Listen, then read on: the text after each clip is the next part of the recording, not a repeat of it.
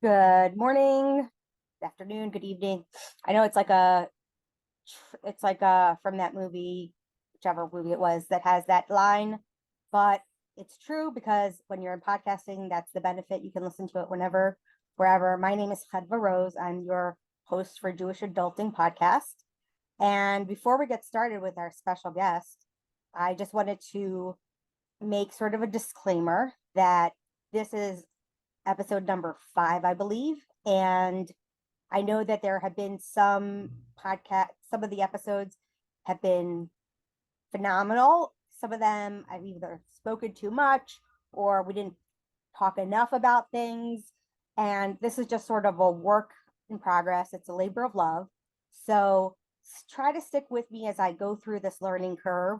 And I believe that we will have a more meaningful conversations as we learn what exactly people want to hear and everything. As I mentioned in my bio, I am not a professional podcaster. I'm just a regular girl trying to learn more about being an adult. Okay. With that being said, I'd like to introduce today my my host. She's a friend of mine, but she's also every time we have a conversation, it's so interesting and so exciting and so there's just so much knowledge there that it was unnatural. It was just natural to ask her to be on my podcast. Um, Her name is Tova Jussim, and she has spent 20 years helping people to age in place, guiding them towards advanced care planning and long and short term care planning. She has facilitated family meetings, caregiver support, and counseling for grief and bereavement. She's a recognized expert in her field, regularly teaching classes to other professionals about how to help people in medical crisis. She's a coach who uses a holistic approach to provide clients and families help with physical, emotional, and spiritual support. Tova is an aging life care manager and owner of Care Matters for You. You can learn more about her practice at caremattersforyou.com.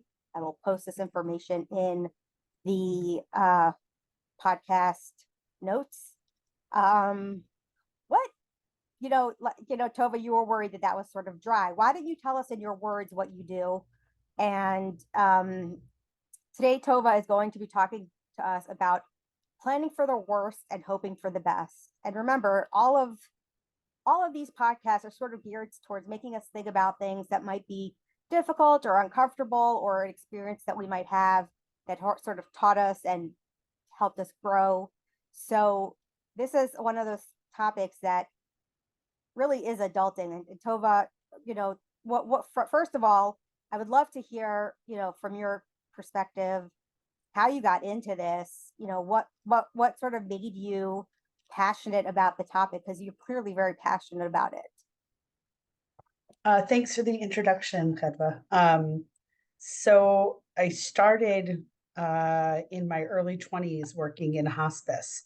And at the time when I started, volunteered for people who are dying, I used to deliver meals. That's how I started. And I was very attracted to the no nonsense aspect of end of life care. When somebody is at the end of their life, they're not really superficial. They like have, very clear about what they want and who they want in their life. And it felt very much like an honor to be a part of their journey. And I found that I had compassion and I had resilience to be in the story. And I spent over 20 years of my professional social work career working in hospice and end of life care. At one point, the on call work with my young kids. I have young kids, had young kids, was not possible. So I did some PRN work and went into home care. And at one point, I just decided that I wanted to hang my own shingle. And really, an elevator speech of like what you do as a care manager is so hard, but what I'm really trying to do is help people learn how to thrive and not just survive. That's like something I think about a lot, how I can bring, not just look at the logistics of how people can manage a medical crisis, but how they can find joy in their life. And I listened to you talking about your mom and your medical advocacy. And one of the things that really stood out for me when I was listening to you was how much you prioritized bringing your mother along on your adventures as a method of bringing joy to her life, even if she couldn't participate in it. And that was like a very out of the box kind of creative way to like keep mom in the loop, and like she's at the zoo with you, she's on the trip if you can video conference her in. And that's the kind of thing that like I find in my work I'm trying to do, is make sure that somebody's safe, they're getting the medical care that they need, but that they're also looking at their next chapter as a new chapter and a way to thrive and find meaning. Because one of the things that's really the forefront of my mind is Dr. Viktor Frankl. He wrote Man's Search for Meaning. And in Man's Search for Meaning, what he said was that in order to overcome suffering, you have to figure out life meaning, and that you have to have a new understanding of life meaning in order to focus on something to help you to overcome the suffering. And when you're aging and you have a medical crisis and you have a lot of loss that goes on, you need to like reshuffle and resync to figure out like, what's new, and, how can I take this next chapter and make it meaningful in my life. So that's sort of how I got into the work. It was a combination of aging in place, which was my early career, hospice, which I spent most of my career in, and home care, to kind of come and meet people where they're at and help them with the logistics, as well as a psychologically savvy way to understand their life, help them find joy and thrive.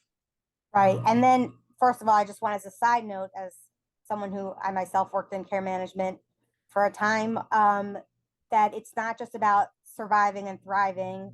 It's not just about surviving, it's about thriving, applies to both the caretakers and the person who's, being taken care of. And I think that's important also, that that's kind of like a care manager's role, is to allow the person who's caretaking to take a step back and say, oh, this isn't my whole life. I can thrive despite this, and in spite and with the person who I'm caretaking with. So that's just a side note of something that I was pretty passionate about, as you could tell from my podcast about my mother, that I needed to have a life besides for just being a caretaker. And I know many times caretakers, their life becomes subsumed with what they have to do, and the trauma and the all the angst that comes with being responsible for somebody else who's not really is not capable to a certain extent. So I know that you help family members as well as the patient, or whatever we want to call them, clients. So that's just, I just wanted to clarify that point. Now, what was one of the challengings, what was a theme or a challenge that you noticed during the course of your career that people were reluctant to have a conversation about, either during hospice or during medical crisis? Was there a theme or some sort of resistance to planning? What were some incidences that really made things difficult for the client or the patient? What do you want to call them, just so that we're on the same page? Clients. Okay, so what were some challenges that the clients faced as a result of their own lack of planning, or something that sort of brought you to a place of being passionate about planning for the future? One of the things I saw time and time again is that people had not made advanced care plans. And, when I was in hospice, I used to bring out the advanced directives, if there was one, and read them and have family meetings and talk to the family members about what they said and how to implement them.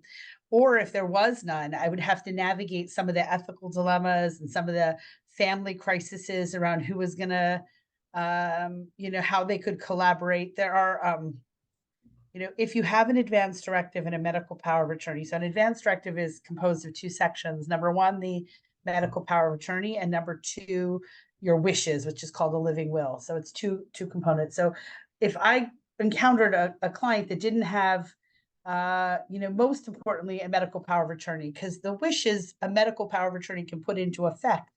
So not that the wishes aren't important, they're radically important, but if you don't have somebody in charge, then it's hard to implement the wishes, because the doctors have more power than your family if your family isn't in agreement.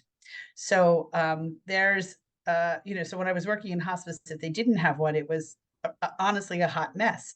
And then I started working in home care, and I made it like a little bit of my mission when I would go to a home to make sure that the people who I was serving, and home care was like post hospital, wasn't always like um, you know, uh, radically, ill. It might have been, just trying to recover from a hospitalization. Could be somebody 25, 35, 85.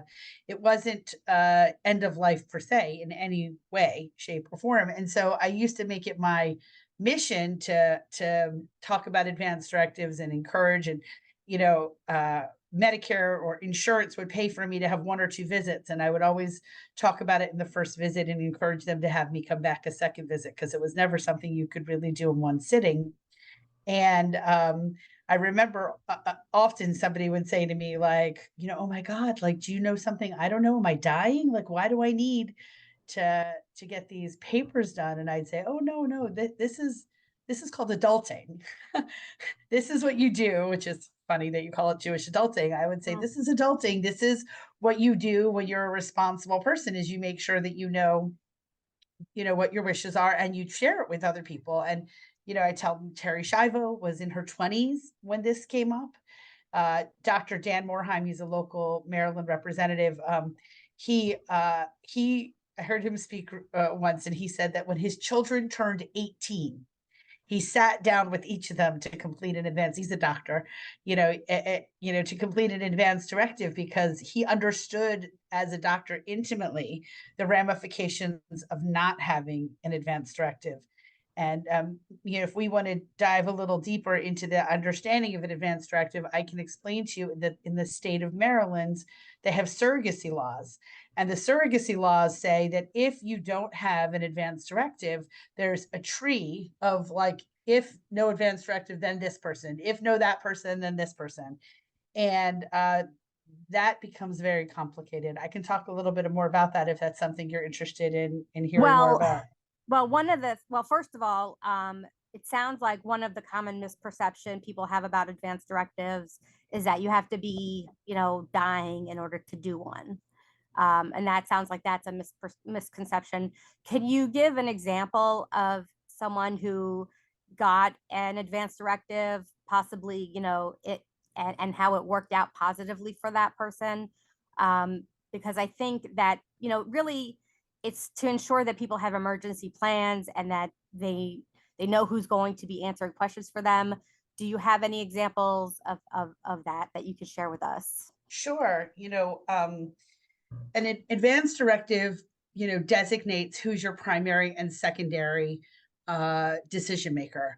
And in life, we all don't know when we're going to be in a situation, that's an emergency, car crash, or, some kind of trauma that causes you to be hospitalized and need a decision maker. And even if you're temporarily incapable of making decisions, I mean, advance directive is not just for permanent disability. It could be you're temporarily unconscious due to a medical crisis. So there have been so many times where the child will come and say, I spoke to my mom previously.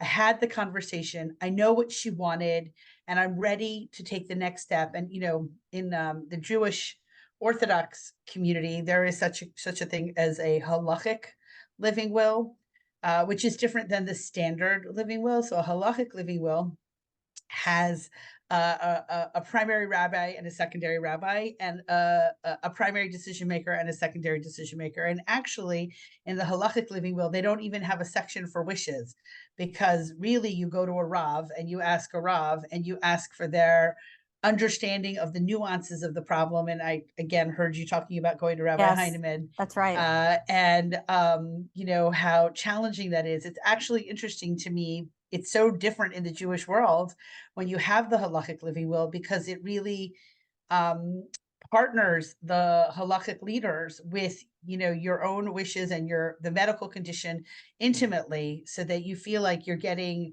spiritual guidance, not just logistical guidance. Right. And I had a client who asked me to be their medical power of attorney, and I hemmed and hawed about it. But I talked to a colleague about it who wasn't Jewish, and I explained to them the concept of a halachic living will. And she said, well, so essentially you're not really making decisions. The rabbi is the rabbi that they chose.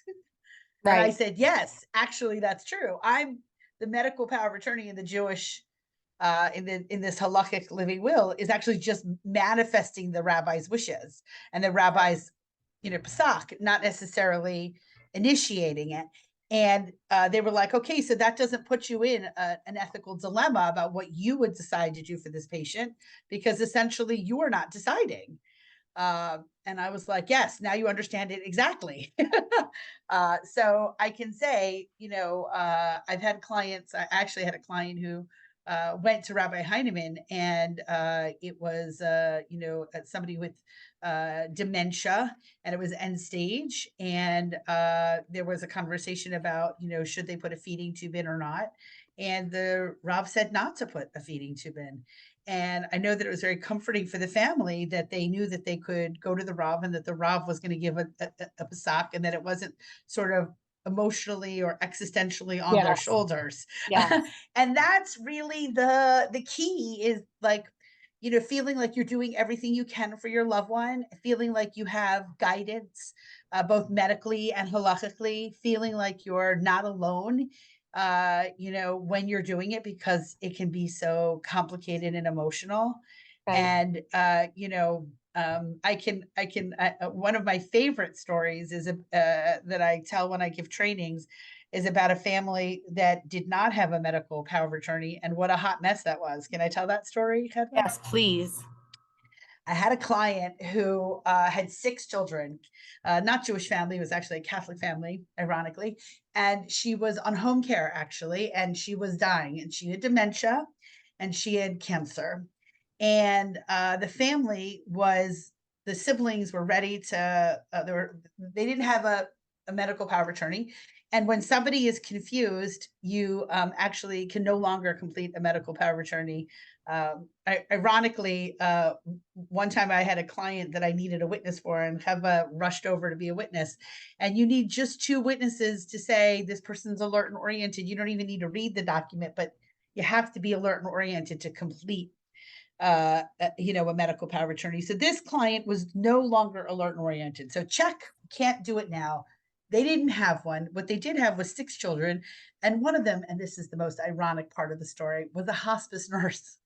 Mm. And the surrogacy laws say if we get to the children, it's guardian, spouse, and then children in agreement. So if there's 10 kids, they all have to agree. Oh There's 6 man. kids, they all have to agree. Now I'm one of 2, and I don't agree with my brother on a lot of Well, things. you know what they say about if you have a room of there's 3 Jews in a room, there's 4 opinions. Right. So I'm saying, like, these 6 children had to agree. And one of them, the hospice nurse, did not think mom wasn't ready to put mom on hospice and give her Oh, wow. comfort care.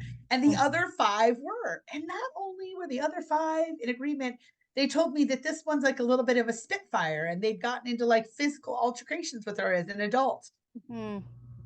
And because she was a hospice nurse, I felt like she probably understood the surrogacy laws better than most, meaning that, like, the average Joe doesn't understand that the 6 have to be in agreement. And if you're the 6th and you don't agree, you could take them to court and they could stop whatever medical treatment that you're disagreeing with because you don't agree. You have Mm. that right. And a hospice nurse knows this because they work with dying people all the time, and we're constantly looking at advanced directives, right? So Right. I was like in a tumult. I said to my colleagues, I don't know what to do. So I decided, at the time, Paul Ballard was the assistant attorney general. And I called him up because that's who writes the surrogacy laws. And I was like, help me out. What do I do? And I told him the whole story. And he says, you know what you can do? And I said, please tell me what to do. He said, you can do nothing. He said, Right. there's nothing you can do. This patient was at home. She said, if this patient had been in a hospital or a nursing home, there would be an ethics committee, and they would take it to the ethics committee, which is what I mean, that the doctors in these scenarios have more power than the kids, because the ethics committee could override that 6th child, and then therefore the 5 children could move forward. But in this scenario, because the client was at home and there was not in a facility, there was really nothing that we could do to put this patient on hospice. And I had to come back to them and say, without an advance directive and without 6 children in agreement, we are at a standstill and we can do nothing. So this patient had to continue getting, treatment, and they thought that she wasn't getting the comfort care she needed. And they were very concerned that she needed the support that hospice provided, but there was nothing that they could do. They couldn't sign her on to hospice because the 6th child wouldn't allow. Wow. Yeah. It's just going back to what you said about the rabbi and the halachic will. So my mom did have an advance directive, and her wishes were to not be resuscitated. That was part of my challenge, is that halachically, I didn't know if that was the correct decision. So when I went to Rabbi Heinemann, and also that the hospital, they just kept at me like, are you sure? Are you sure? Are you sure? Are you sure? And finally, they asked if they could speak to the rabbi. And I don't even know what Hashgacha Pratis had to happen, but I said I could call him. He's a big rabbi. I don't know if I'll be able to get through to him, but I called Rabbi Heinemann up and he answered on the first time. Oh, wow. And I said, I have the doctor here who would like to speak to you. Is that okay? And he said, absolutely, put her on. So the doctor gets on and she's like, do not resuscitate. The patient's not going to live. And she should really sign a do not resuscitate. And the rabbi said, well, she doesn't want to, and I'm advising her not to. And she said, oh, do you have to listen to the rabbi? Does she have to listen to you? Does she have to do everything that you say? And Rabbi Heinemann said, she doesn't have to, but she wants to. And I think that speaks to what you were saying about, like, you're not making the decision, the rabbi is, and it's not coming from a place of emotion. It's coming from a place of like Torah and truth and knowledge. And, I really appreciated that, because now forever after, since in the 4 years that my mother has passed, I think about that time that I let her go, but it wasn't peaceful the way that she went, because we chose to resuscitate based on Rabbi Heinemann's suggestions. But I felt like her soul and her body needed that final atonement, needed that final, and then I could feel at peace that she did all the atonement that she can do in this world. I'm not taking away from her what God wanted her to atone in this world for her to be able to move forward in the next world. And that's a big comfort to me. So I'm thinking about what you just said about like rabbis making decisions in a way that like we can't. We're so close to it. We're so like, okay, mommy said that, this, that, and the other thing. And people, when they make advance directives, let's be clear. Yes, we should follow their wishes. And I'm absolutely not advocating for ignoring people's advance directives. I don't want to say that I am. But I do want to, but it is complicated, right? With it, when it comes to, if you have a more modern or not as religious individual who has an advance directive that doesn't follow halacha, how do you navigate that, right? That sort of can get tricky as well, especially if some family members are not as religious as you are, and they feel the same way as the parent. And that becomes, it can become really, really sticky in those situations. And I know that is very common. Well, it's interesting because, in your situation, your mother made, an advance directive that said she wanted to be resuscitated, but the halachic advance directives no longer have those questions on it. No longer discuss that, because it does get kind of sticky, and you don't want to essentially feel like you're not honoring her wishes. And I totally hear, like, even though, like you said to me, the resuscitation felt, wasn't exactly what she had, expressed that she wanted, that the rabbi explained to you that he felt like it would help her, that this was her tafkid, this was her, Right. what she needed to accomplish in this world. Right. And so it helped you to feel like, like that you had like emotional comfort, that at the end of the day, he was giving you guidance, spiritual guidance. This wasn't just you know, coming from nowhere. It was coming from a knowledge of halacha, and and the afterlife, and her life, and your relationship, and and this same rabbi gave a totally different kind of pasuk for a different client of mine. I've worked with Rabbi Heinemann a lot, and he doesn't give a standard. It's not standard. It's not black and white. It's not like across the board. It's not like in this scenario we always do this. And in my case with my clients, he's often talked to the doctor. He's willing and to engage, And, I'm very grateful that we have Rabbi Heinemann, because he is there. In other communities, they've used other, like there's something called Chaim Rucham, that can be very black and white and across the board without being personalized or understanding, the family or the scenario. And, I think that we're very blessed that we have halachic guidance. And I love how you said to the doctor, she doesn't have to, but she wants to. It's such a, one of the challenges in the medical community is they don't understand this foreign community called Orthodox Judaism. It really is very foreign in the medical world that we would ask a rabbi, that we would listen to rabbi, that we would choose to go this path. And it's, I think, a blessing for those of us who are in the community and are engaged with rabbis to have these conversations. But I think the medical world, I had a hospice case that was working with an Orthodox family, and they were so frustrated with the hospice team that they were ready to fire them Erev Shabbos. And the company at the time, many years ago, said to me, they were asking me by Rabbi, uh, you know, um, posketing by Rabbi Heinemann. And I walk in to do the revocation, and they look at me and they said, "Are you the social worker we should have had?" And I said, "I think so," because the entire team kept coming in and they wanted IV hydration, as per Rabbi Heinemann had said. It might, you could put it in, you could not, and the family wanted to, and they were using IV hydration. And the hospice team kept saying to the family, like, that she's dying. And they had this perception that because they wanted IV hydration, that they didn't understand that the patient was dying. And what they couldn't understand, that they could understand she was dying and simultaneously want IV hydration. It was Right. beyond them, the medical team. And I knew these hospice workers, they were compassionate, capable professionals, but that kind of dichotomy was beyond them, that they just assumed everyone was like trying to educate the family about end of life care. And I was like, no, they know she's dying. They understand she's actively dying. And at the time they wanted to revoke. I saw her, and I had, been working in hospice for many years. And I said, it looks to me like she's on the cusp of dying any minute, and it's Erev Shabbos. And I think that if you revoke, you might not have a hospice team to pronounce, and then the police has to come and do an investigation. And as much as you're frustrated and angry with the hospice, you need them for the pronouncement. And unless you have another hospice standing at the door right now, ready to sign you up, that could be a problematic decision at the moment, And because of that, they didn't sign her off. And it was a Friday. I was there for 3 hours. And that night she died, like 8 p.m. I remember she died after candle lighting. I found out later.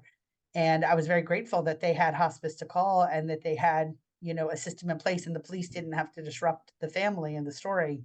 Right. Um, I think sometimes the loved one, the patient, oftentimes knows, because I have a crazy story about that. My grandmother was dying a couple years ago, and they were talking to a rabbi at hospice, and they were about to switch her to hospice, and they were trying to decide if they should give her a feeding tube or they should just give her, morphine, or what they needed to do to help her die gracefully, and halachically what was the implications. And the siblings went out of the room, and since my mother was in a wheelchair and she didn't want to be part of the conversation, she stayed with my grandmother, and she said to my grandmother, if you want to die on your terms, you better do it now. and, and sure enough, like an hour later, my grandmother died. And I just thought that was like, I'd like to think in a weird way, my mother encouraged my grandmother to let go, so that this conversation was a moot point, like it could get real, just like your story you just told. Like it can get so complicated and so tricky, especially when there's multiple family members involved. I think that's why, I don't think my grandmother had an advance directive. And that was obviously very tricky as well. It is so, people don't realize how emotions can get so involved, and you think that you're all going to be on the same page, and you're not. And then there's the medical, whoever's in charge, if you don't have a power of attorney, that becomes really tricky. And then if there's, who can withstand the pressure of the medical community if they disagree with your advance directive, which is another thing, right? Have you heard of many times where the doctors will try to talk the person out of their medical advance directive? Oh, for sure. I want to respond to what you said first about your grandmother, and then I'm going to answer that question, which is there is an enormous emotional component, psychological component to dying, in the sense that, that people go when they want to go and they go the way they lived, And Hmm. I've seen clients who know that their son is coming home from overseas to say goodbye, and they're whispering in the ear, they're on the way, they're on the way. And Right. they wait. This happened like a year or two ago with a client of mine. They And wait. that just happened in Israel with that Noah, Noah, yeah. yeah, Yeah. like a sense of like, somebody whispering, they're on their way, give it a Right. chance, they're on their way, and that Right. really working. And and also like I've had clients who, somebody hasn't psychologically let go of them. And so they're Right. still here because they're being held into this world, even suffering in this world, Right. because Right. somebody isn't really willing to let go. So Right. there we can't dismiss the psychological component. I always talk about people getting visitors from the other side when they're Mm, dying, that somebody from the other side might come and help them transition between this world and the next. right. And like we always say, like about doing these papers, it's always like we think, oh no, I don't need it, it's too soon, but it's always too soon until it's too late, right? Right. And yes, medical professionals like this hospice team with this Jewish family kept talking to them about how this patient was dying, and that, fluids, logistically, there's such a thing as called aspiration pneumonia. I don't know if you've heard of it before, but I'll just Yes. take a Hmm. minute to explain what it is for the non-knowledgeable listeners. Is that fluid can build up in your lungs and you could drown internally on the fluids that are pumped into your body. So if you're getting a feeding tube or you're getting IV hydration, it's possible, as your body is starting to shut down and it can't actually process all the fluids that are coming in, your lungs could fill up, and the fluids and the IV food and hydration could actually cause your demise.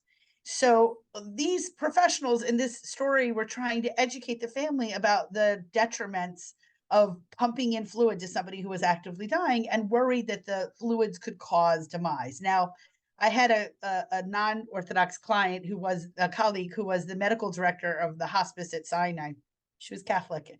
And she said to me, I finally figured out, she was working with the rabbi, she was working in the hospice. She said, I finally figured out how to navigate this challenge, because she was very respectful. And she said, I lower the fluids so they're not medically detrimental, but I don't actually take them out so it's not halakhically a problem. Because she understood you Yeah. can't take out the feeding tube once you put it in, but she was like, didn't want to harm the clients. Right. So, she figured out the balance of like how to make sure spiritually we weren't, we were on that middle ground. But I know that these nurses were trying to educate the family, and they had one nurse, and then she went on vacation, they sent in another, and then they had an on-call and they sent in another. So three different nurses, so it wasn't like only one nurse and then she said it three times. It was three separate nurses, and each time they encountered the scenario, they're like, what is going on here? Why is this actively dying person getting fluids? And so they were doing the best to their professional knowledge and ability to explain end of life care and end of life challenges. They were not being bad nurses, right? They were, Right. like Rabbi Heinemann said, your mother needs this spiritually. The doctor isn't thinking like, I'm going to resuscitate this person because they need this spiritually. Right. Right. Right. So, Exactly. like, we have to keep strong to, our halakhic guides. We can encourage them to understand what we know, and we can encourage them. I think it's, necessary to speak to a doctor so that we make sure that the rabbis understand the medical condition and the scenario Right. completely. And I know that because that we have these halachic living wills, they do not now, and a halachic living will doesn't have wishes at all. And probably to, get out of that scenario that you were in, which is that feeling of like, oh no, am I not honoring her wishes? I'm honoring her, but I know that my mother in her lifetime was a halachic person. Right. And I know that in her right mind, if she could speak to me, she would Right. never say, Right. I want to override what a Right. rabbi says to do. Right. So like now there's no wishes in a halachic living will. So you don't have to have that dilemma. You just know, I trust this rabbi. And if you go to this rabbi, I trust that he's going to have my best interest in mind. And I know that he's going to know halacha. And in my lifetime, when I was Right. alert and oriented and able to ask shailas, this is who I went to and this is who I Yeah. trusted. Right. Well, I actually had this thought. I've read a bunch of books about like near death experiences and also what the process is going to look like afterwards, which is really interesting if you've ever read any of those books about what it looks like once you die and like what you have to go through, the cheshbon hanefesh, like the accounting that your soul has to have. And so my mother was literally like on the cusp of death. And I said to myself, once she became paralyzed, and once she became so ill and she had like near death experiences all the time, that she had this she wasn't in her right mind anymore because now she was in a place where she was a chola. It's kind of like the Holocaust survivors who stopped being religious. It's like, can you really fault them? Do we have any judgment on them? Do we? No, it's not. It's not for us to judge on where their headspace was after they went through this atrocity. And that's kind of how Right. I felt about my mother. That in her post traumatic. Let's just say it. She had post traumatic for sure regarding her condition, and so in that mindset, when she wrote her advance directive, while she technically fit the legal guidelines of able to fill out her own advance directive, I envisioned her in this in between world where she knows she's about to die, and her soul is saying, um, like, crying out for us to do the right thing. We know that when the soul is first taken out of the body, that there is this, they observe, they're still stuck to their bodies and they sort of hover even after Mm-hmm. death around, and they hear what people are saying and they hear what people are doing. And when the people aren't doing the things that are true, or not, are not what God wants, or, it hurts the soul. And so really what the rabbi helped me do was say, in my mother's current state of mind, if we could like go where she is right now, where she is hovering between life and death, she would say, let me have all the suffering I could get right now. Mm, right. And As that a that tikkun for after when she goes to, yeah. exactly, because if you knew the amount of suffering you would have in the next world if you didn't have suffering in this world, Mm. then you would ask for all the suffering. You'd be like, okay, I can't find my keys every day. Okay, like I get into car accidents every day. Like whatever Let it this takes. be a kapara, Yes, right? Let let this this be be. a kapara. And people say that at funerals. Like, now, the first time you should ever say something like that, by the way, like let this be a kapara, or your mother, had the kapara. Don't ever wait for 5 years post death and then say it. Don't say it at Shiva. Oh, Don't say no, no. Oh, okay. We could do a whole conversation about what not to say at what Shiva. not to say. Right. No, Oh, but my point is that in her current state of mind, I believed with my full heart and my full soul that what Rabbi Hahnemann was saying was what she would want, and that was how I also had menuchas nefesh, that comfort of mind. But anyway, we're digressing from where we were talking about. You said that we talked about. I just want to get us back on track. Because this happens to be a topic that I'm very familiar with because I dealt with it personally, as opposed to some guests that come on and they're talking about things that I didn't adult with. Um, and so, it's a little bit different, but um, you let's know, see I, here. I do this professionally. I help people create advanced directives and living wills, halachic or non halachic. And I also help work with people when they're in a place where we need to read them. And one of the things I'm always trying to help people do is quote unquote get their affairs in order. And there's a book that I think this is not just advanced directives, but like sort of holistically getting your affairs in order. It's called the Peace of Mind Planner.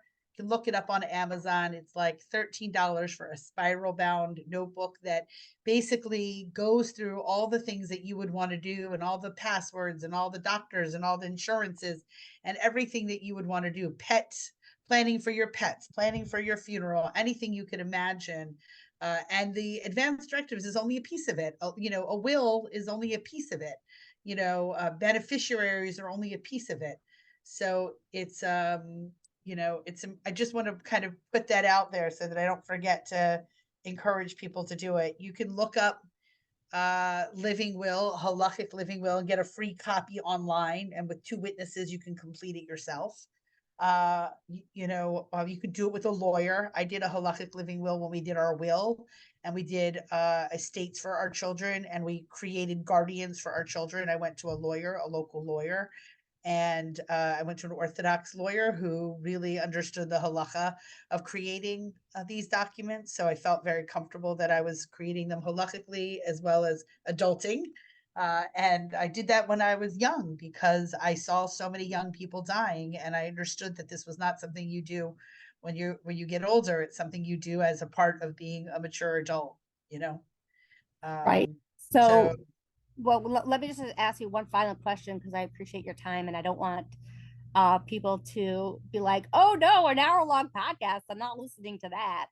But what would you recommend in terms of like safekeeping? Like, where should they put this advanced directive that they can easily access it, that everybody knows about it? Because I feel like my mother went to so many hospitals and I wasn't just walking around with an advanced directive in my back pocket. Like, what would you recommend, um, that people do to make sure that they have what they need for you know, this advanced directive? Like, how would you recommend that?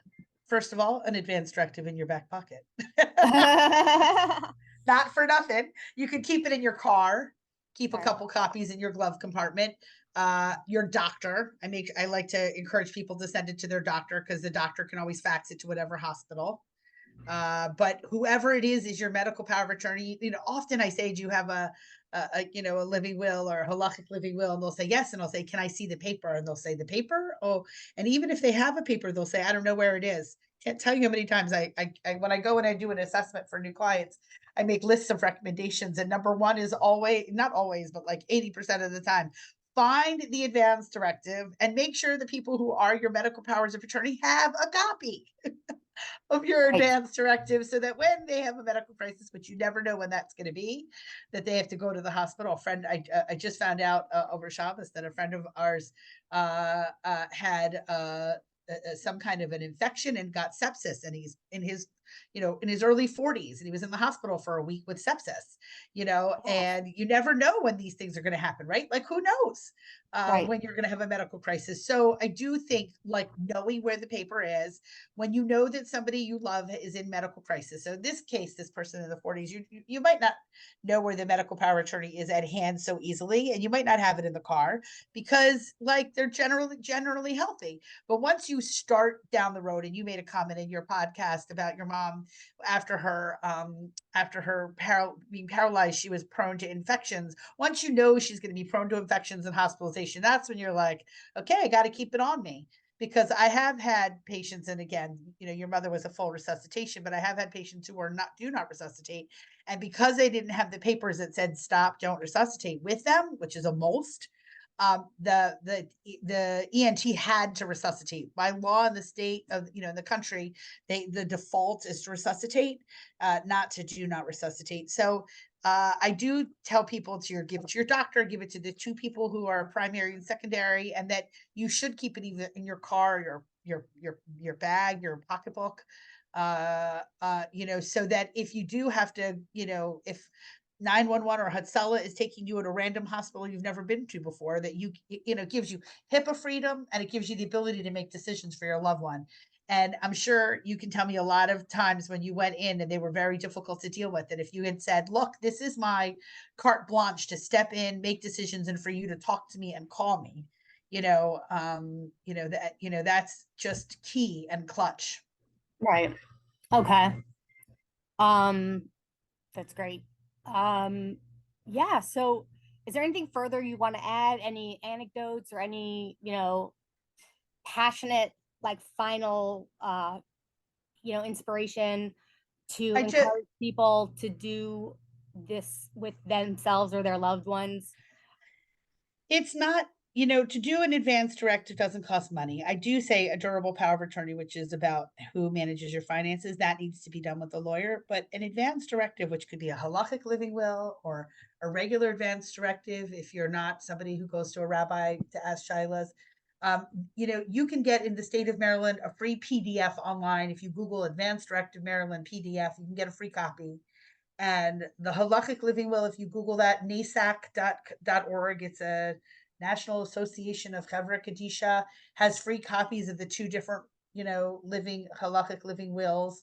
I can send that to you, Chadva, if you'd like me to send you the link to both of those Yes, things. I was about to text you that. Yeah. Okay. I'll send you a link to both of those and you can add it into the comments on the Yes, podcast. yes, And, yes. even when I was in home care, they asked me to give a continuing education to my other social workers about advanced directive because statistically, I was the one who was doing the most. Because I felt like when I was in home care, I was like, this is like, I need to like shift my mindset so that I was like, imagine what I'd like set up when I walk into a hospice case so that if God forbid there is a crisis and somebody is very fragile, that the fares are all lined up. So I took it upon my shoulders in home care when I was dealing with people who are not at the end or even have a diagnosis of trying to help them to like adult and get in that mindset so that their affairs were in order, and that it, how often I used to say, how often do you have a medical social worker at your fingertips, coming to your home to help you to get things in order? Take advantage of that opportunity. So my one plug is it can be free. It doesn't have to be painful. 2 witnesses to sign that you're alert and oriented. They don't need to read the documents and they don't even need to know what your wishes are. And if you're not sure how to do it, and if you need help, you can call any, care management is Aging Life Care Associate, ALCA. You can go to the ALCA website and you can find one in your community. I live in Baltimore, but there are ALCAs all over the country, and you can ask them to come help you and sit down and explain the legal, mumbo jumbo so that you feel like you understand it. So you can do it on your own. You can hire an ALCA, you can hire a lawyer, but get on it because it can be a real crisis if you don't have it. Right. I agree. I agree. Well, thank you so much. This has been, first of all, engaging and informative. And I just think that it's always good to talk to passionate, uh, interviewees because I could obviously tell that you feel strongly about this. And I will be posting your contact information for anybody who wants to get in touch with Tova for their own care management needs. She's a great person. Having a care manager allows you to step back and have a professional help, navigate and organize, facilitate being home with dignity or being in or aging with dignity or end of life with dignity. It's something that sometimes family members are trying to get their minds around, and I think Tova is an excellent example of someone who's truly capable of navigating those situations. So thank you so much, Tova, and we will be in touch again, and hopefully maybe we'll have you on another time. Wonderful. I'd look forward. Yep. Wonderful. Have a good day. You too. Bye bye. Bye bye.